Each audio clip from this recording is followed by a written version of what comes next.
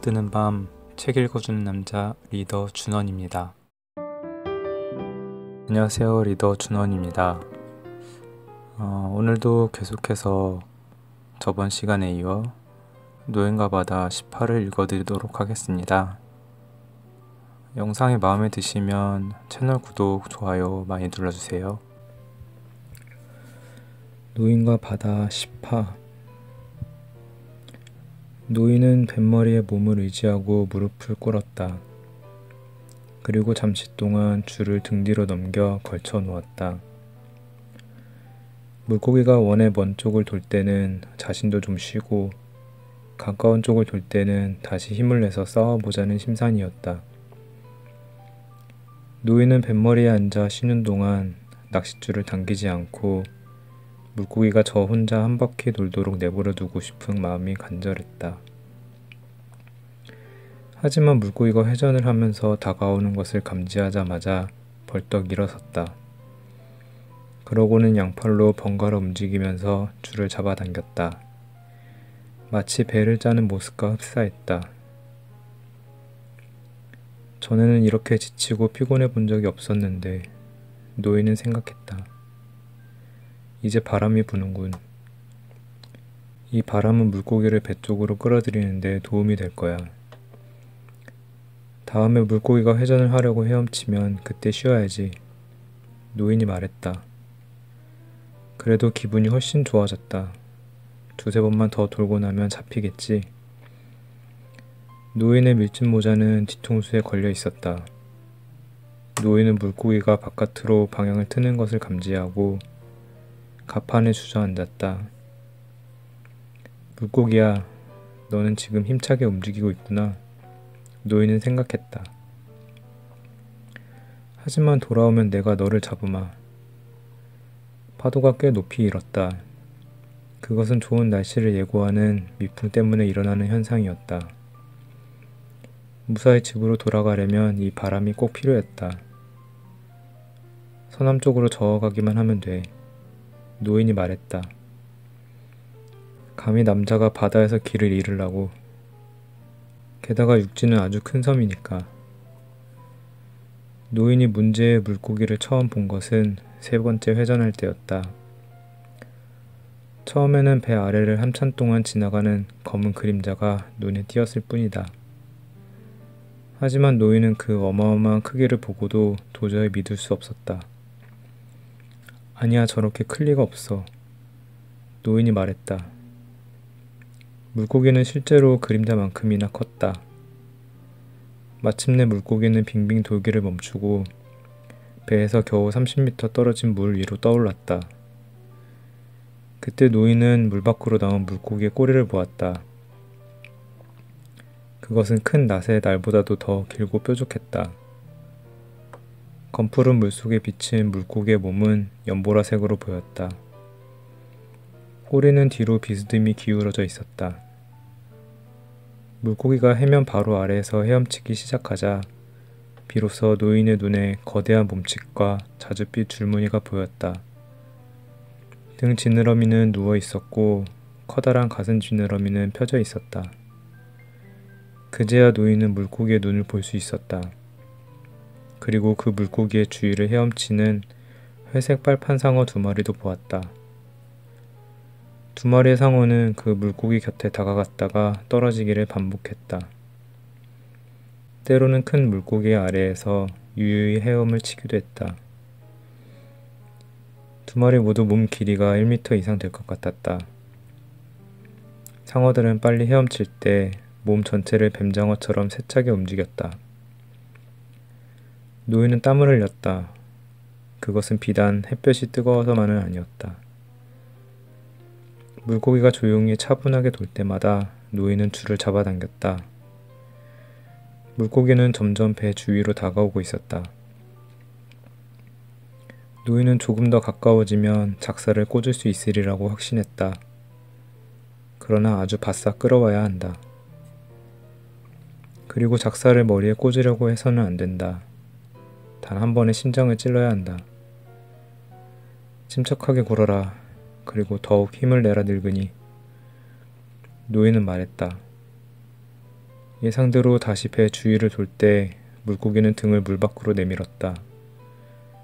그러나 작살로 찌르기에는 거리가 너무나 멀었다.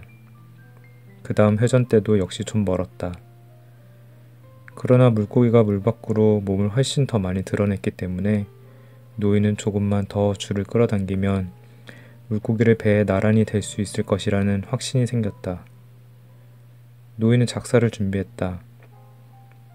작살에 달린 가는 밧줄은 감아서 둥근 광주리 안에 담아두고 그 끝은 뱃머리의 말뚝에 단단히 메어 놓았었다. 물고기는 이제 천천히 아름다운 몸을 드러내며 다가오고 있었다. 간혹 커다란 꼬리만이 바닷물을 갈랐다. 노인은 물고기를 배 가까이 몰아오려고 있는 힘을 다해 끌어당겼다.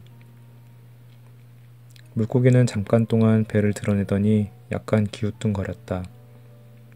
그러나 잠시 후 몸을 세우고는 다시 회전을 시작했다. 저것 봐, 내가 녀석을 움직이게 했어. 노인은 기분이 무척 좋았다. 내가 움직이게 해서 배를 드러냈던 거야. 노인은 또다시 현기증이 났으나 있는 힘을 다해서 낚싯줄을 잡고 있었다. 내가 녀석을 움직였다. 아마 이번에는 끝장낼 수 있을 거야. 소나 끌어당겨라. 노인은 간절한 마음으로 중얼거렸다. 다리야, 제발 버텨라. 머리야, 날 위해 견뎌다오. 정신을 바짝 차려라. 정신을 잃으면 안 된다. 이번에는 틀림없이 물고기를 끌어올 거야. 온 힘을 기울여서 물고기를 끌어당기려고 했지만 물고기는 몸을 뒤집었다가 다시 자세를 바로잡으며 헤엄치더니 배에서 점점 멀어져 버렸다. 물고기야. 노인이 말했다. 물고기야, 너는 어차피 죽어야 하지 않니? 그렇다고 내가 나마저 죽여야 되겠니? 만약 노인이 죽는다면 지금까지 한 일은 아무 소용이 없을 것이다. 하고 노인은 생각했다. 입이 말라서 소리내어 말할 수도 없었다. 그러나 노인은 물통이 있는 데까지 갈 힘도 없었다. 이번에는 틀림없이 뱃전으로 끌어와야 해. 노인은 생각했다.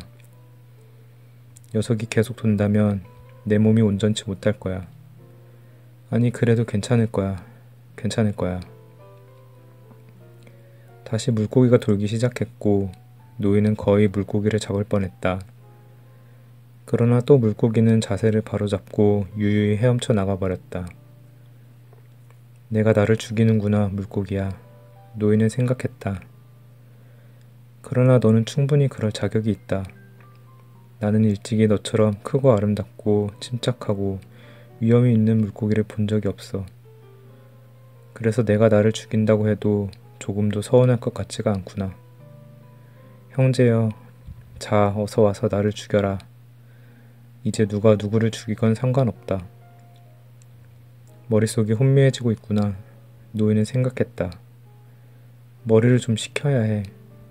끝까지 남자답게 고통을 견디도록 온갖 지혜를 모으거나 저 물고기처럼 고통을 견뎌야 해. 정신 차려라, 머리야. 노인은 자기 귀에도 거의 들리지 않을 만한 목소리로 말했다. 정신 차려. 물고기는 그 후로 2번이나 더 배 주위를 돌았지만 형세는 마찬가지였다. 이젠 더 이상 모르겠다. 노인은 생각했다. 낚싯줄을 잡아당길 때마다 노인은 의식을 잃고 기절할 것 같은 상태가 되곤 했다. 뭘 어떻게 해야 할지 모르겠군. 그러나 다시 한 번만 더 해보자. 노인은 한 번 더 힘을 썼다. 마침내 물고기가 뒤뚱거렸다.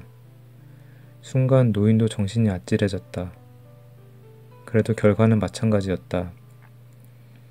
물고기는 다시 균형을 잡고 거대한 꼬리를 휘저으며 유유히 물살을 갈랐다. 딱 한 번만 더 해보겠어. 노인은 결심했다. 그러나 이제 두 손은 짓물렀고 눈도 희미해져서 잠깐 순간적으로만 보였다. 다시 한번 시작하기도 전에 노인은 자신의 의식이 희미해지는 것을 느꼈다. 또 한번 해보자. 그는 혼미한 의식 상태에서 습관적으로 중얼거렸다. 노인은 온갖 고통을 억누르고자 애썼다. 자신의 남은 힘과 과거의 자존심까지 다 기억해내고 물고기가 던져준 극심한 고통과 맞섰다. 마침내 물고기의 주둥이가 뱃전에 닿을락말락하며 노인의 곁으로 천천히 헤엄쳐 오더니 그대로 배를 스쳐 지나가기 시작했다. 크고 긴 몸통에 넓은 자줏빛 줄무늬가 선명하게 보였다. 온몸이 온통 은빛으로 보이던 그 엄청나게 큰 물고기가 배를 지나쳐 가기 시작한 것이다. 노인은 손으로 잡고 있던 낚싯줄을 발로 밟았다.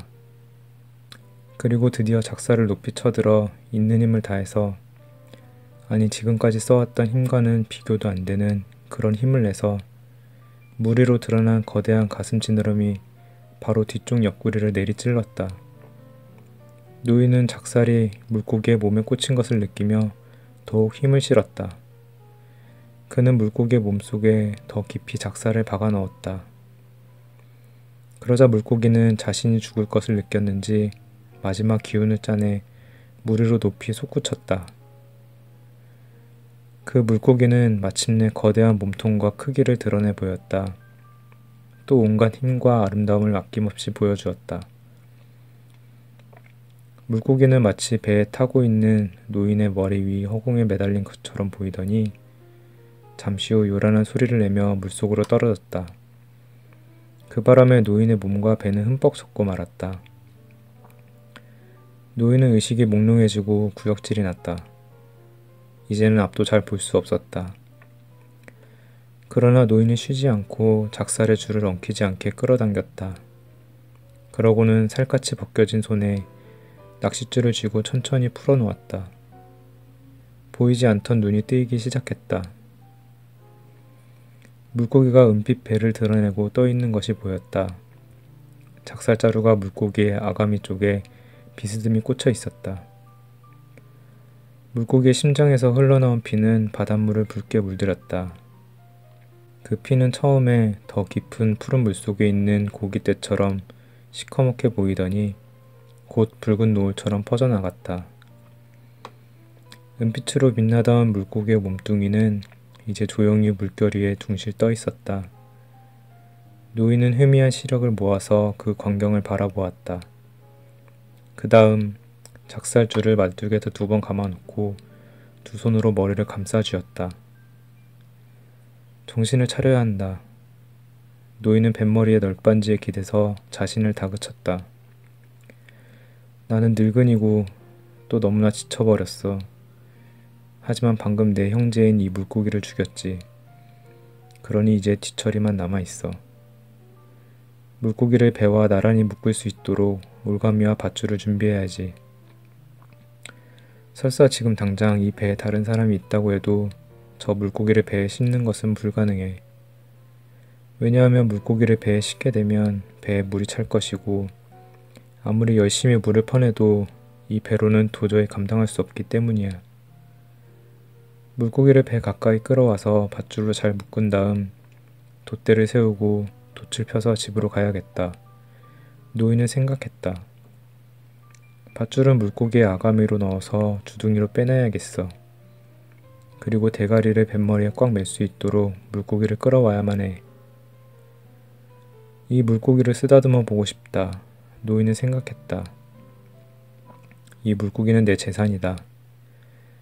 그러나 단지 그 이유 때문에 만져보고 싶은 것은 아니다.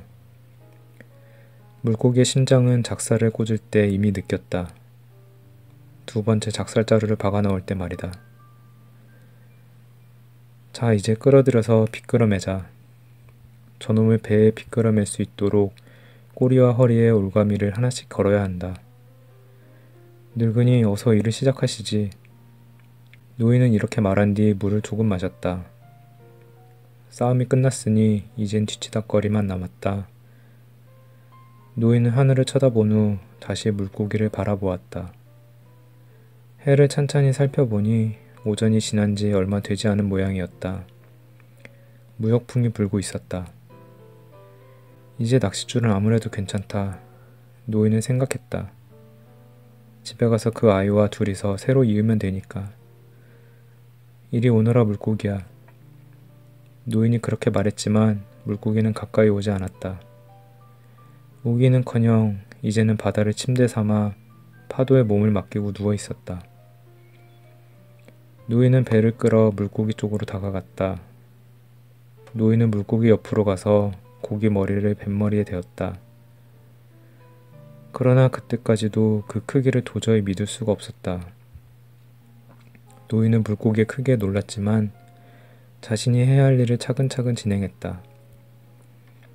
우선 말뚝에서 작살 밧줄을 풀어서 물고기의 아가미를 통해 턱으로 빼낸 뒤 칼처럼 뾰족한 주둥이에 감아서 다른 쪽 아가미로 빼냈다.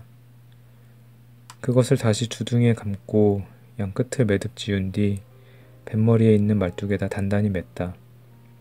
그러고 나서 밧줄을 끊었다. 이제는 꼬리에다 올가미를 씌우는 일만 남았다. 그는 백고물 쪽으로 갔다. 물고기는 본래의 색깔인 자줏빛과 은빛으로 변해갔다. 줄무늬는 꼬리와 마찬가지로 연보랏빛이었다. 줄무늬는 손가락을 쫙 편 어른손보다도 넓었다. 물고기의 눈은 잔망경의 렌즈처럼 보였고 눈빛은 행렬 기도에 참내한 성자처럼 멍했다. 물고기를 죽이는 방법은 이것밖에 없었어. 노인은 중얼거렸다. 물을 조금 마시자 기분이 한결 나아졌다. 노인은 이제 의식을 잃지 않을 것 같았다. 머리도 개운했다. 저 정도의 물고기라면 800kg쯤 되겠다는 생각이 들었다. 아니 훨씬 더 넘을지도 모르지. 내장을 빼내고도 약 3분의 2가 남을 텐데 킬로그램당 돈을 받는다면 모두 얼마나 될까? 계산하려면 연필이 있어야겠는걸. 노인은 말했다. 지금 내 머리는 그 정도로 맑지가 못해. 그러나 오늘은 훌륭한 디마지오 선수와 비교해도 손색이 없을 것 같다. 디마지오처럼 발뒤꿈치 뼈는 아프지 않았지만 나도 두 손과 등이 정말 아팠으니까. 노인은 생각했다. 정말 뒤꿈치 뼈 타박상이란 어떤 것일까? 어쩌면 우리는 그것이 무엇인지도 모르고 병에 걸리는지도 몰라. 노인과 바다 18을 읽어드렸습니다.